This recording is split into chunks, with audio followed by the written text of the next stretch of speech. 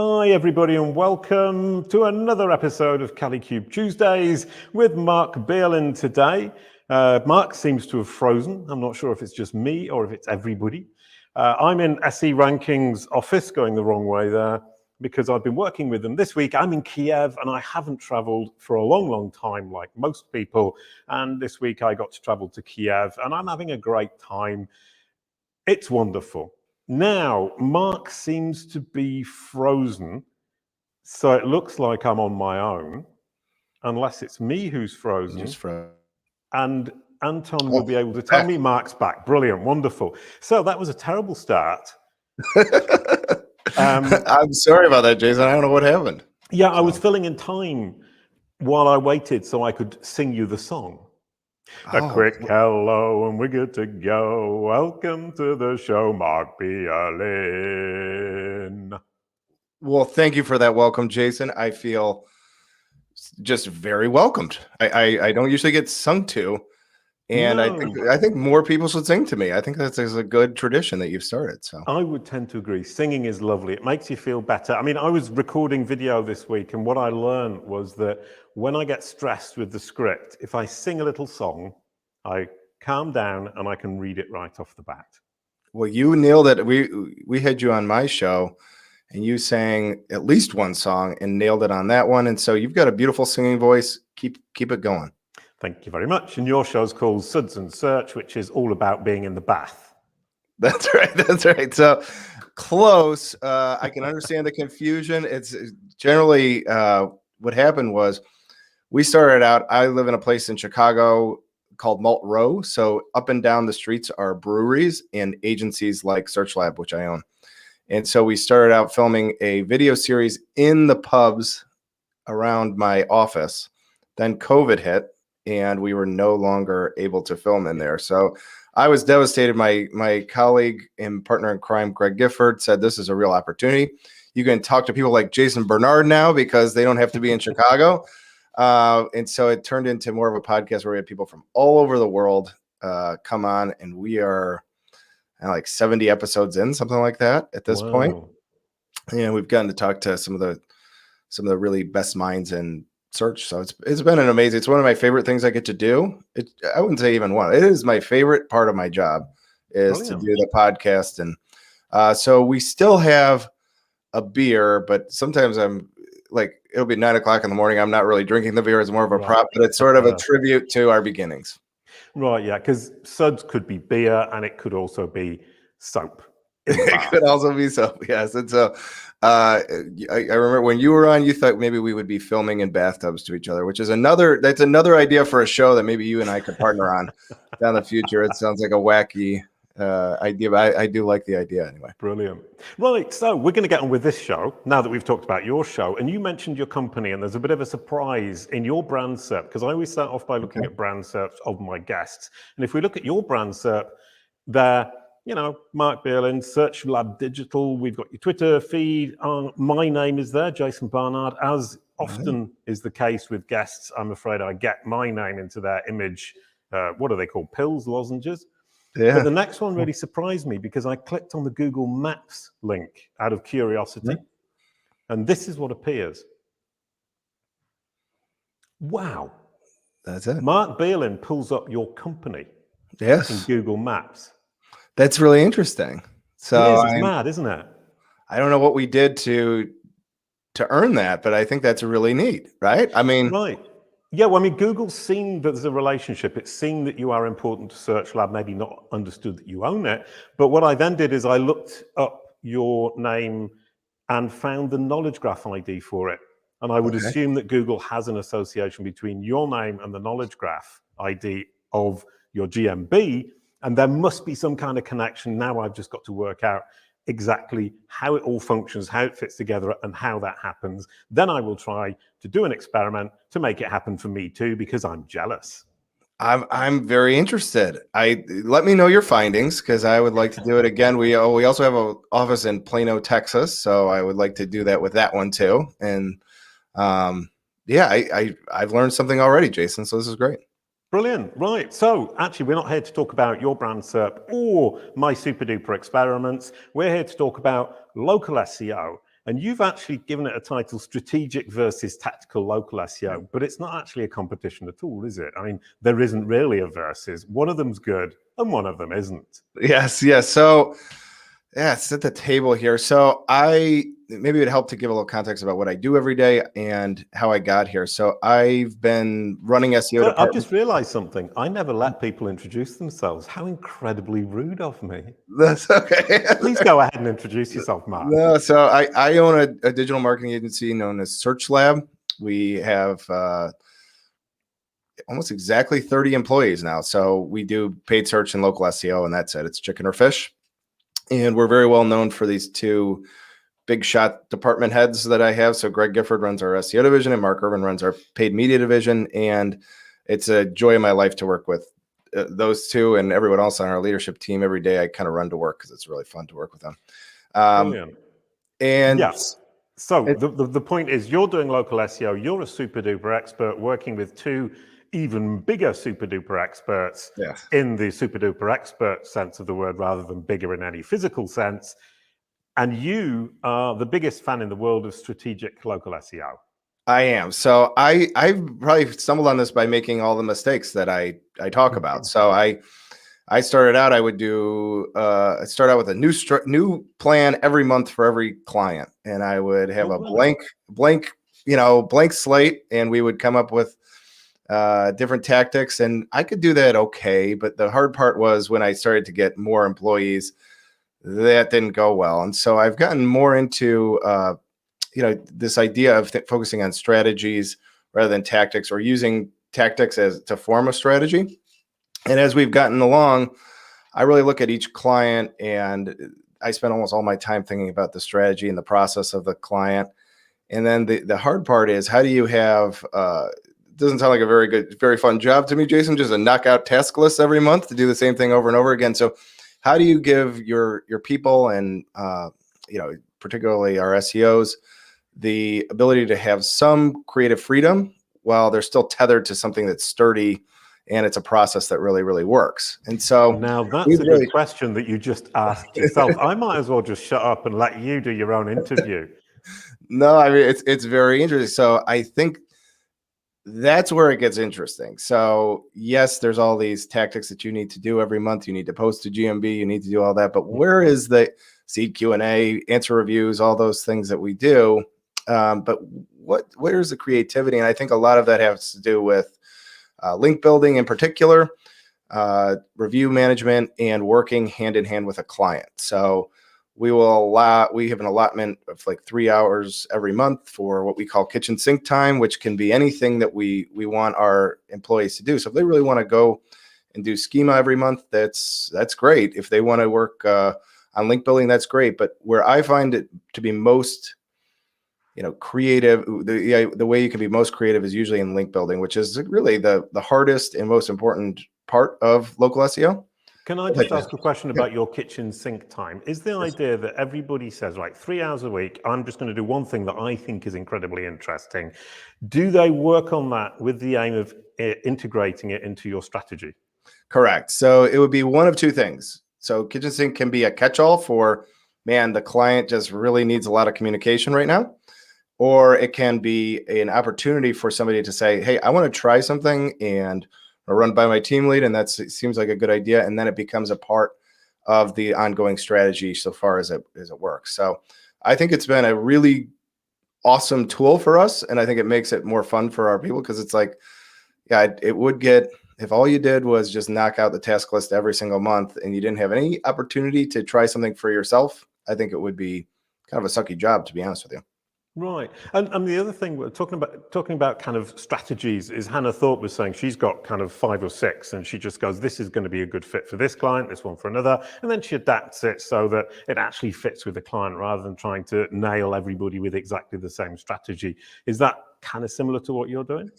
Totally. So we work with the same kind of client categories a lot. So we'll work primarily with automotive dealerships here in the United States. We'll work with lawyers, and we'll work with medical people. And then there's a good slice that's just everything in between. So if we get an automotive dealership, we've got a pretty good sense of what we want to do for that client. Right. I mean, it's not going to be, reinventing the wheel. And so we'll talk about it. Be like a garden variety search lab client gets these things every single month. And so that's many of the things I mentioned already, where you're going to do, posting and review management and seeding Q&A, and we're going to create content for you. You're going to do on-page optimization. But yeah, I think one of the things that I should probably talk a little bit about, Jason, is just like the limitations of tactical thinking. So where does that screw you up, if you don't mind? Yeah.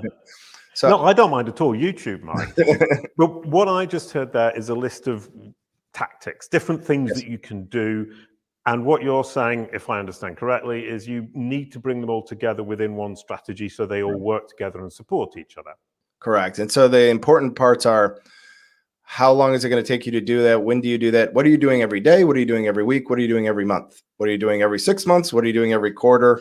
Those are how you really define a strategy. Because if you're just kind of going like, well, today I feel like doing some GMB optimizations, or today I feel like doing some on-site optimization, you may go months upon months without ever actually checking on things that you need to check on, like reviews or link building or something like that. So without sort of the construct of, time and the recurring nature of these tactics, I don't think you have a very compelling strategy. And then you need the allowance for some creativity, Jason. So like everybody's different. Even in car dealerships, this client is going to be different from a client who lives in, Missouri is going to be very different than a client who lives in Dallas. And the approach to link building is going to be different. And the approach to review management is going to be different. So there needs to be an allowance for creativity in every single strategy, I believe. Right. I mean, you mentioned link building about 25,000 times in the last 10 minutes. Is that Greg Gifford's influence? No, I mean, I was a link builder for a long time. So he definitely, we gel over, we have a lot of similarities. You're right to say his influence is really on this strategy. So I would say more than anything, he has been the architect of a lot of things I'm talking about. So if it sounds like you've heard him talk about link building 10,000 times, and now I'm talking about link building 10,000 times, that's because we work together. We're sort of we think alike, and I think I thought you were going to say that's because it's important. And that's because it's important, and I think it's the most important thing. And so I think of all the things in a competitive niche, like, so if you're a Ford dealer in Dallas, or if you're a personal injury attorney in Chicago, you better have a good link building strategy, or else you're going to have a hard time. Right. Can I quote you as saying links outgun reviews? I think you could. Yeah, and I think those are the two big ones. But I think in a competitive niche, I would rather, both of those should be part of your strategy. So I don't like to make them competitive with each other, but I think for sure I would focus on links. Wow. Last week we had Russ Jeffrey from Duda, who was making some sweeping generalizations like that and sticking his neck out. I love it. I love it when people say links are better than reviews. And we can now quote Mark on that. There you go. But okay, so you've got links, you've got reviews, you've got optimizing your Google My Business panel, you've got posts. Isn't one of the big problems for an agency getting all of that together so it all functions together, and getting the client to join in and actually do the things you need them to do and they need to do? Because we all tend to say, I don't really like that. I don't like link building, so I'll, do less of it. Now you said something that I think is really important, which is the for all the genius that we have here at Search Lab and all the strategy that we come up with, if we don't have client buy-in, it's really hard. It is really, really hard. So sort of the process, if you want to think of it like a flywheel, the catalyst is the conversation with the client. So if you want to have a good, all right, you want to do anything in link building besides scholarships and unlinked mentions or something like that, you're going to need the client's buy-in. So we've had some really interesting events recently. We had basically help out all the restaurant workers in Detroit. A client of ours did a really great campaign. Now that becomes much easier for us to do link building because they've got the idea, they're going to execute on the idea, and we're just going to do, outreach and link prospecting and outreach and measuring. And so it's really a blocking and tackling exercise. And then we come back to the client and go, okay, what are we going to do now? And it sort of works like a flywheel. So we've got a real good cadence going with that client to make sure that we're always doing something that can help get links that their competitors frankly can't. And so, right, sorry, but what struck me there, and what struck me, I mean, Greg said it in one of his talks, one of his many talks, is basically the client, the local business needs to be doing things offline that actually do communicate with their real audience in the real community, in the real world. And correct. You guys can build links on top of that. Exactly. So you're exactly right. So are you a participant in your local community? That's the real question that you have to ask. And the clients that are hard to deal with this very rarely happens where like a client goes, yeah, I don't give a shit about my community. I don't care at all. You know, like they don't want, I don't want to sponsor anything. I don't want to do anything. Usually they actually do care and they want to be a participant in their community. They see the marketing benefit to sponsoring a little league or to being involved in the local chamber of commerce or doing something locally. And so it's just about you coaching them and being a real consultant to that client about how they can be more involved and how that involvement can benefit their SEO. Brilliant. Okay. And so, right, they've done their community entertainment, I was going to say, but that's probably the wrong word. You guys can build links. What about reviews? Getting your clients to actually get the reviews, because it is one of those things, it seems like a lot of effort. And a lot of companies think it's risky. Yeah, so I learned this from Aaron Wyke, and so I should give him credit, but I think demystifying reviews is really helpful. So 3 main ways that I think businesses can get reviews, and it's depending on what kind of a business you run, you should adopt some or all of these. So the best and most effective is just to ask people for a review. So we have jewelry store clients where this works really, really well because it's not a high volume of clients and there's a high touch point with the actual person doing the work. And so just the personal ask is still the best way to go about, you know, I think getting reviews and has the most effect. However, if you can imagine, we have a client who's a pizza restaurant here in Chicago. They have thousands of clients. They can't personally ask, or they can't train their staff to do all this. It would become impossible. So the way that they've managed it is they will just leave some marketing on the table. It's a lower impact, but it doesn't really take a lot of effort on their part. And there's so much volume of customer that this is beneficial. So there'd be a placard on the table. There might be something on their receipt that says review us at these places. There's a QR code to make it very easy for the customer. And maybe the manager will say something to clients and have a personal ask. And then the third way is you can actually just use tools. So GatherUp is my preferred tool for doing this, but you can actually send out to anybody who's in your CRM, you can send out an offer to make it really easy for them to leave reviews. But there aren't, I mean, maybe there are 4 ways. Maybe you could have a guest down here who stumps me, but I think those are the 3 ways that I found it to be most effective. You have a personal ask, you use marketing collateral like a placard or a leave behind, or you very simply use tools like GatherUp. Right. Okay. And what would you say to people, company owners who are fearful about asking for reviews? I've had clients who say, "Oh, I don't want to ask for reviews. They might give me a bad one." Yeah. So it's a good.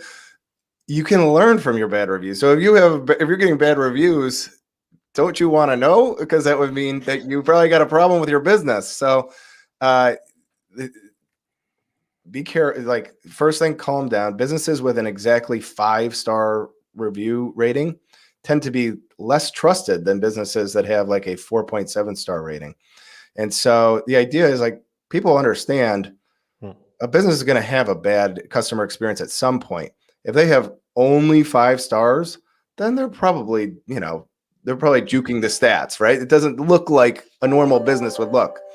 And so the idea is it's okay to have some negative reviews.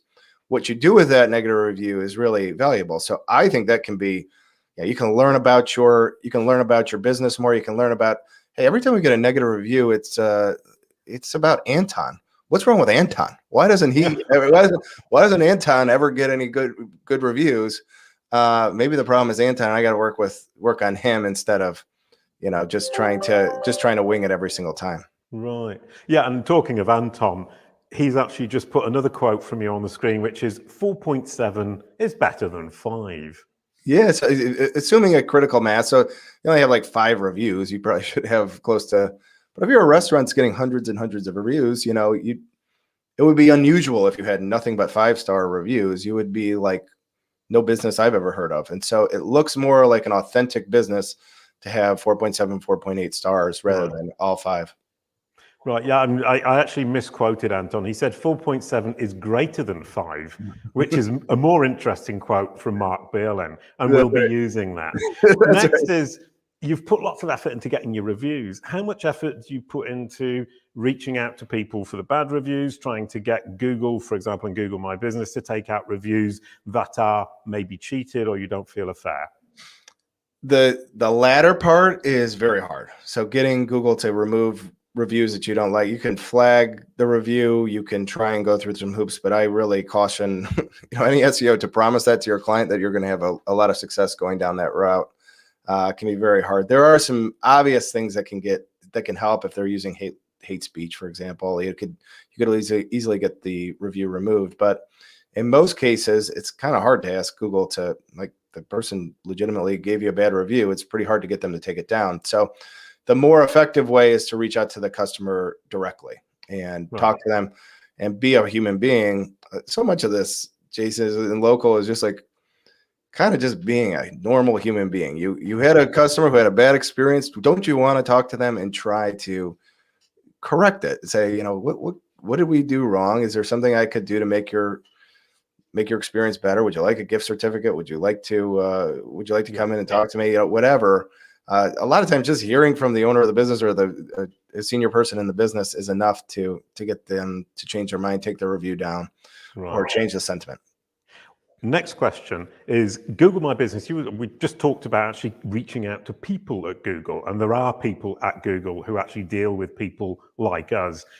Mm-hmm. How much success have you had reaching out to the Google My Business people? Because I'm looking at this from the perspective of knowledge panels, for example. We can actually reach out to people.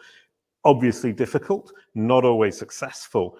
My experience with Google My Business and reaching out to people there to get them to change things or to help me with a problem I've got or delete a place that exists or is in Google My Business that doesn't truly exist, I've had quite a lot of success. And I tend to tell people I think Google are quite good at that, but I think that might be me being naive again.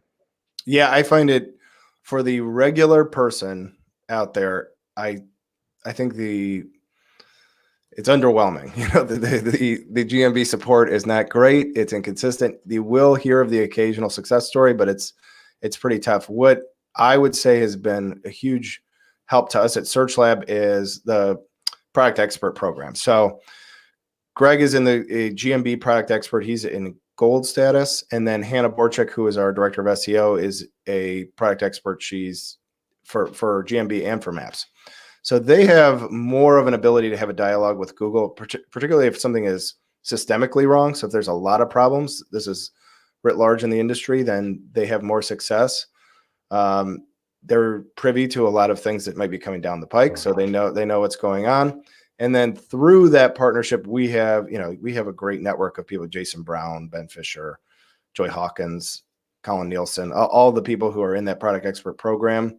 If there's something really, really specific, we're typically one phone call away from getting it from the product experts who then communicate with Google. But for the layman, I hate to say it, but I think for just a normal person, it's very hard to deal with GMB support. I find it to be. I have heard of the occasional success story. It's not totally worthless, but it's hard.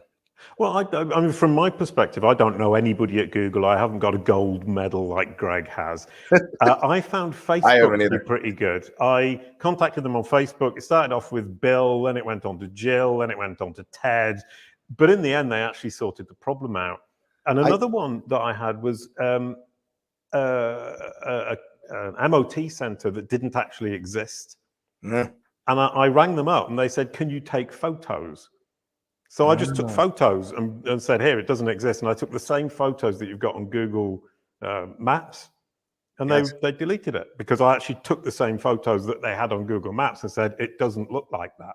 Yeah, so the spam fighting, you can have more success, suggestion and redressal form, and the sort of tactics that you talked about. But you really have to hang on for dear life. I mean, you can't give up. That's the problem. And there's look, there's this time thing that hovering over all of this. So it takes a long time to get through talking to this person to talking to this person to getting it escalated to getting it approved. And meanwhile, your client's like suffering and you're like, oh, this is miserable. And so sometimes I saw Jason had one that, yeah, it got solved, but it got solved after like 4 months. You know, it was a long time. And that's not a terrific experience. You know, like it should be, it's something common sense. It should have been done in a matter of hours, you would think. Sure. Okay. So now we've gone through link building, reviews, Google My Business. You were talking about posting on Google My Business. How useful is that? I think it's very useful. We do it every single week for every single client. So we do a lot of Google posts. It's basically the best way I could explain it, Jason, is basically like a free advertisement. You can put, so for car dealers, it's really helpful to put, you know, your oil change special or your new car special or something like that. And it takes up, this is, now we're getting into your world a little bit, which is like if we're doing a brand SERP for that auto dealership, now you can put that promotion right into your knowledge panel. And it's just one more opportunity. And it's almost so simple. It's like, why wouldn't you do it? I don't understand why you wouldn't, because it operates a lot like a free ad for you. And it makes your knowledge panel look better. And very often you can attribute that to, I think, what does Greg say? It can help your click-through rate and it can help your conversion rate to do posting. I think studies show. Right. Okay. I mean, I've been trying posting for Kalicube for these events, for the Kalicube Tuesdays events. And obviously we've had thousands and thousands of signups every week, thanks to Google posting. That's not true, by the way. I feel you're being, I can sense the sarcasm. Yes. But what I was kind of thinking, and I was intrigued, is would it feed into the knowledge graph? Did it help with the knowledge graph itself? And the answer so far seems to be no. It really is that Google My Business is one vertical, the knowledge graph is another. They're both knowledge graphs in and of themselves, but they don't communicate horizontally. I think that makes perfect sense to me. Yeah, like I wouldn't. They're temporary too. They're not. You can't have a post forever. So it would make sense that those would be distinct from one another.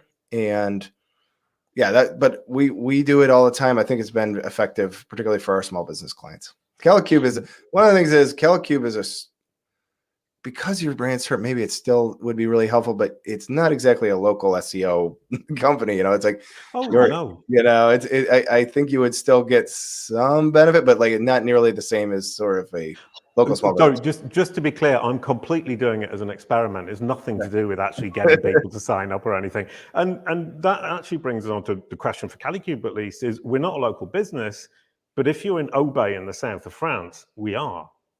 Oh, really? The Google My Business will appear to show people how to get to our offices, even though there's nobody actually there. Interesting. And this is a problem for the bigger companies, is the Google My Business, if you're in their city. I was looking at Slack. If you're in New York, it gives you Slack's offices rather than Slack's knowledge panel, which must be incredibly annoying for bigger businesses. For sure. Yeah, for sure. And this is part of the local just has taken up so much. When I first started, you'd have a handful of results that ran through the local algorithm. Now it's like, I can't believe some of the things, like you put patio furniture, you'll see local businesses, not e-commerce providers.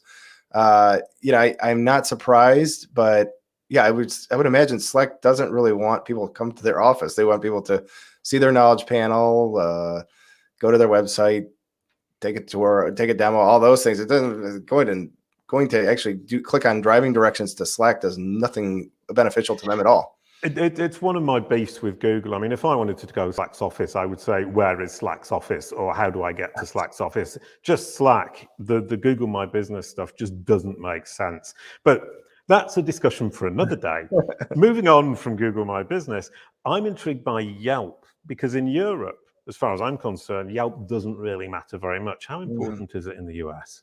I think it's increasingly less important. And increasingly less important. You tricked me there. I thought we were going up, and we're actually going down. More and more every day, it's becoming an unimportant thing. However, in my day-to-day life, it is really important. All my clients hate it when they get a Yelp review. So for whatever reason, it's the bane of my existence, because it's extremely hard. You think Google's hard to deal with, Yelp's impossible to deal with. And so I don't, the thing I always tell clients is like, I don't think this is a very important review engine. I mean, you still all things being equal, you'd rather that be a good rating than a bad one. But I don't think it's nearly as important as Google or Facebook or anything like that. So I would take it easy, but you can't help it. Like a lot of these small business clients, if they see a bad Yelp review, they really get frustrated or they think it's unfair, and they'll filter good reviews all the time. So they have this really, really strong filtering system that doesn't let through. I saw the Yelp gun one there down at the bottom. I'm sorry to laugh, but yes. So my clients hate it. I don't think it's too terribly important. I think you should focus more on Google in particular in terms of your review strategy. Right. Okay. Now, social media platforms. There's a question for you. You mentioned Facebook. How important are social media platforms? I mean, Facebook, I get it. Twitter, not so much. Not so much. I mean, I think there used to be this concept, Jason, of citations that was really, really valuable. 2015, we were, going nuts about citations in local SEO. Facebook happens to be a very important citation still today, but I don't even know you may be stumped me on this one, but I don't even think Twitter ever registered as a citation that I cared about that much. And increasing, again, every day citations become less and less important. And I think you still want to make sure your name, address, phone number are, consistent. You still have good citations built out for Facebook, Google, Bing, all the major ones. And then you can use any number of tools. Moz has one, Bright Local has one to finish automating your citations. But beyond that, I don't think that, social media plays a humongous part in, how Google ranks local sites. Right. Didn't want to cut you off, but we've got a great question from Andy Simpson. Mark, any thoughts on where Apple local maps is heading? Cheers. Yeah, it's a great question. That was my imitation of Andy. Andy, thank you for the question. Yeah, so I think this becomes interesting as iOS becomes it's such a huge product. Everybody's on an iPhone. It's sort of one of the. I'm sorry. I'm not. Oh, you're not. I shouldn't say everybody. No. I should not say everybody, but it's a very popular device, and it's increasingly at battle with people. So it's increasingly at battle with Facebook, as we know, and they're going to want to have people on their maps. So I think Apple becomes I don't think it will ever be the same as like even Waze. I think Waze is a more appealing map solution right now. But I do think Apple, because of it's such a behemoth, you have to pay attention to Apple Maps and making sure that, again, your name, address, phone number, your citation consistency is good on Apple Maps. I think will be important, and even more important in years to come. Right. Well, I mean, for the enormous numbers of people who don't actually use the iPhone, like myself, how many who do use the iPhone actually use Apple Maps, and how many use Google? Great question. So I think it would still be more Google. There's these funny things where people will use it by accident almost. It's like they've got the phone, it's just the default device. They're not super technologically advanced. They're looking for a map, and there it is. I don't think that it's going to be an intentional thing for a huge number, but again, over time, you don't know how these things are going to sort out over time. I still think I have an iPhone. I still think, my wife, for example, she'll just use Apple Maps. She doesn't use Waze or the things that I use. She doesn't use Apple or Google Maps either. And so the default map on those devices is a compelling number of people, even if it's not adopted by even 10% of them. Right. Let's go even further and ask about Bing. Yes. Go on. Yeah. How does Bing work? I don't even know. No, it's such small numbers. Where I'm really interested, this is going to be a bit of a tangent, so catch me up here, Jason. But where I'm really interested in Bing is on the paid side. So I really do like spending money on Bing when I'm paying for the click, because it's so much cheaper. And even if it's like 2% of the audience of Google, that's a lot of people, and the click is really cheap. So I'm really interested in Bing, but a lot of the same behavior that I just described. So Bing tends to skew more to an older audience.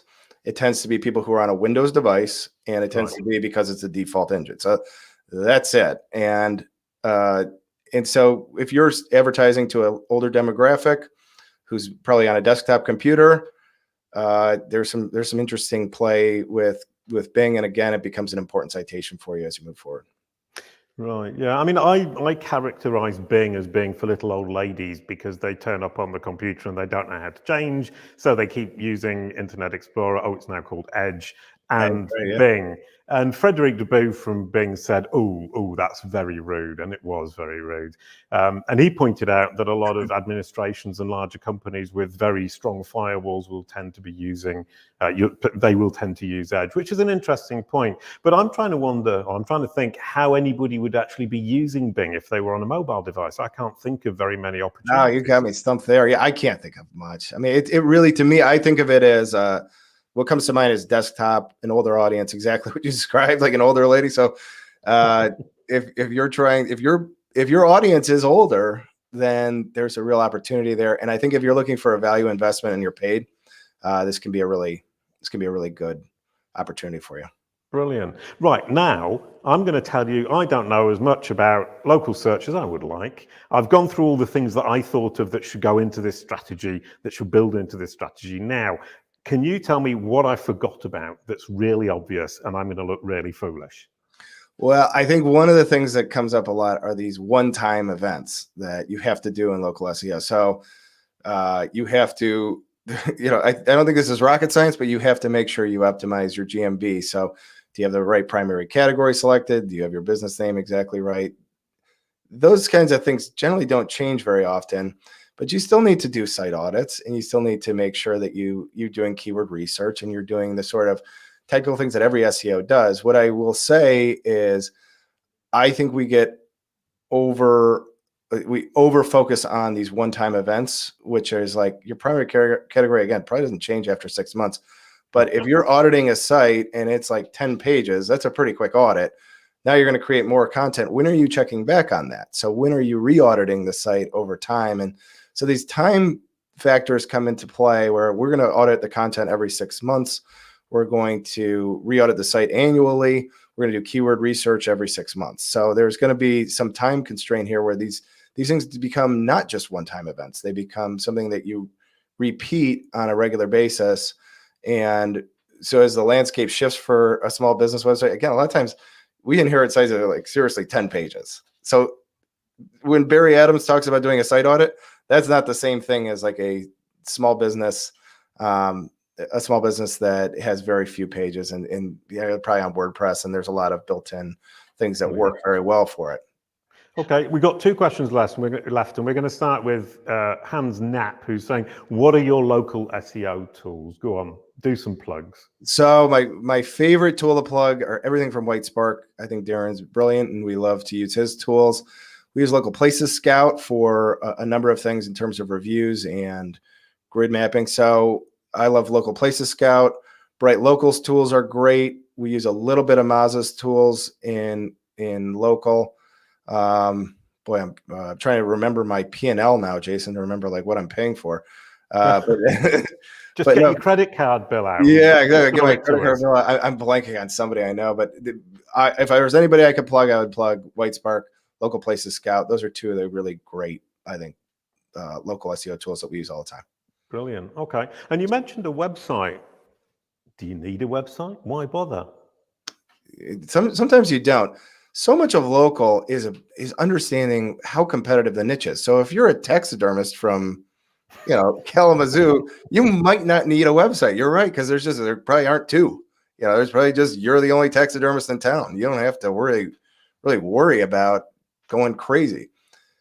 If you are, in Dallas, Texas, there's something like 30 Ford dealerships or something like that, and it's enormously competitive. And you do need you need to really make sure you hone in. So depending on the competitiveness of the vertical you're in, you can go either have a very inexpensive website or no website whatsoever. Brilliant. Excuse me, I'm sorry. I just stumbled there.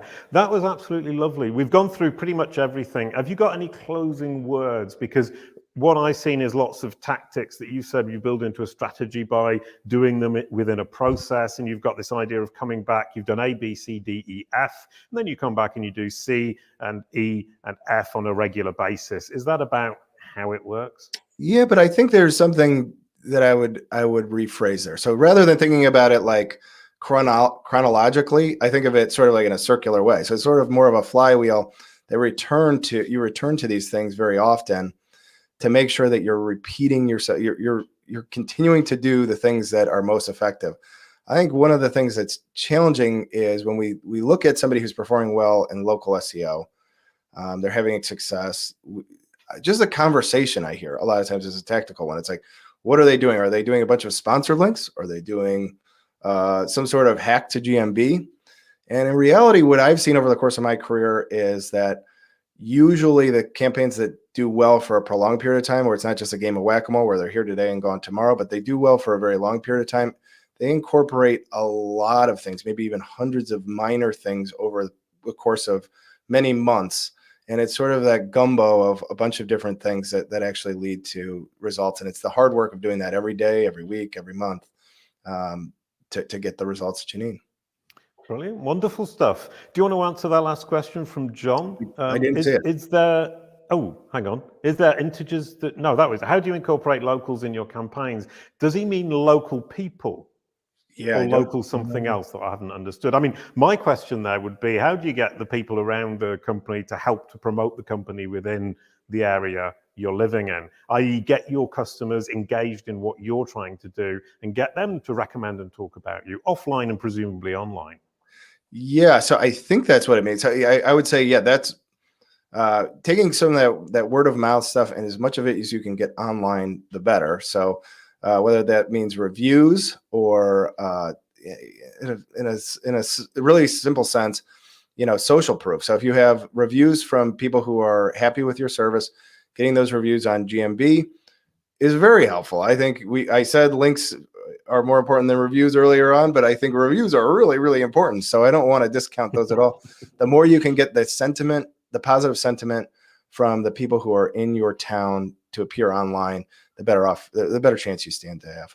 Yeah, which is a lovely conclusion, because it basically means you need to focus on the people you're actually seeing in your shop every day or every week or whatever it might be. Make sure they're happy and take that offline stuff, bring it online. But, if people are happy with your service, that online communication and peer, or not, it's not peer, is it? It's, what's it called?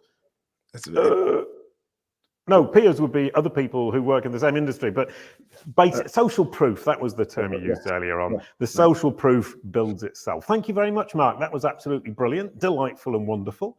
And I'm going to introduce next week's, we don't have time for any more questions. I'm really sorry, Nicole.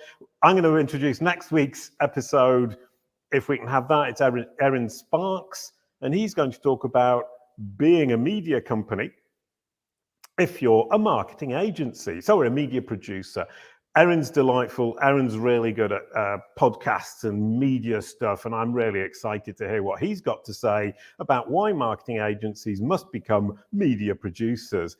Absolutely brilliant. You get the outro song, Mark, coming from Kiev, the offices of SE Ranking, who are a great tool and delightful people. Thank you very much. A quick goodbye to end the show. Thank you, Mark. Thank you, Jason. This was a lot of fun. Brilliant, wonderful.